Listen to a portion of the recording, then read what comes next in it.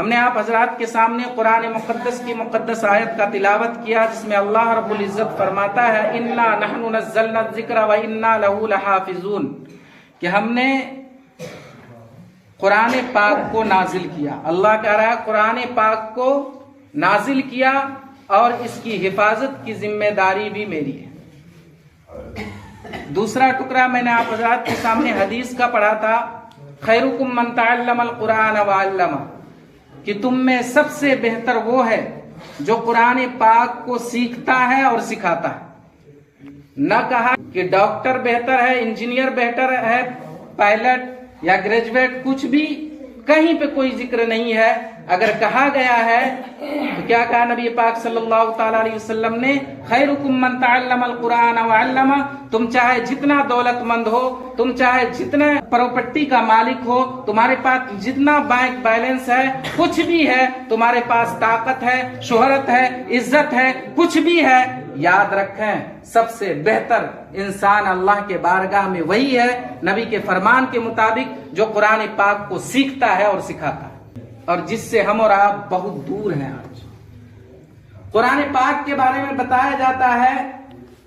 حدیث کے اندر ہے کہ قرآن پاک کا ایک سرا اللہ رب العزت کے بارگاہ میں اللہ کے ہاتھ میں ہے اور دوسرا سرا ہمارے اور آپ کے ہاتھ میں ہے، لیکن ہم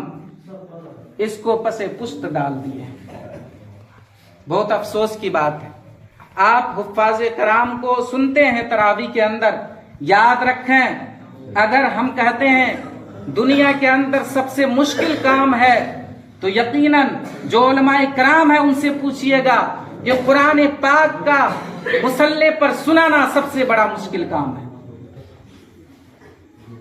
کیونکہ ان کو یاد رکھنا پڑتا ہے اس کے بعد ہم کیا پڑھیں گے، رکوع ہے، سجدہ ہے، پھر اس کے بعد پھر کھڑے ہوتے ہیں، پھر اس کے بعد کیا پڑھنا ہے، کہاں مشابہات ہے، کیا ہے، نہیں ہے۔ یقیناً میرے محترم بزرگوں اور دوستوں، قرآن پاک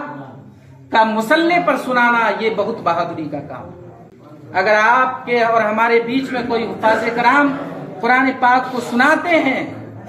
تو ان کا حوصلہ افزائی کیجیے، ان کو دعا دیجیے کہ اللہ پاک ان کو مزید ترقی دے، اللہ پاک ان کو مزید علم میں اضافہ عطا فرمائے۔ یاد رکھیں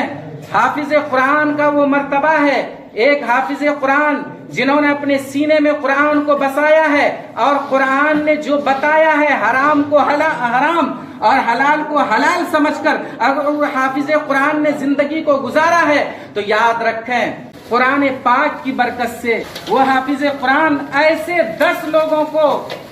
جہنم سے نجات دلائے گا، جنت داخل کرے گا، جنت میں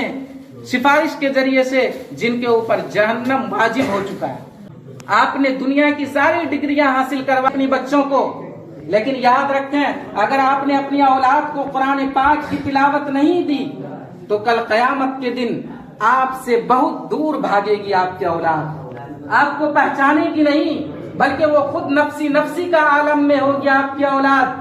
اور جب آپ نے قرآن پاک کی دولت سے ان کو مالا مال کر دیا، قرآن پاک کو سکھایا، تو یاد رکھیں وہی بچہ، وہی اولاد آپ کو ڈھونڈتی پھرے گی کہ میرے ماں باپ کدھر ہیں، ہم اس کو بلا کر کے لائیں اللہ کے بارگاہ میں تاکہ اللہ رب العزت شرف قبولیت سے اور ان کو تاج پہنا کر کے دنیا والوں کو دکھائے۔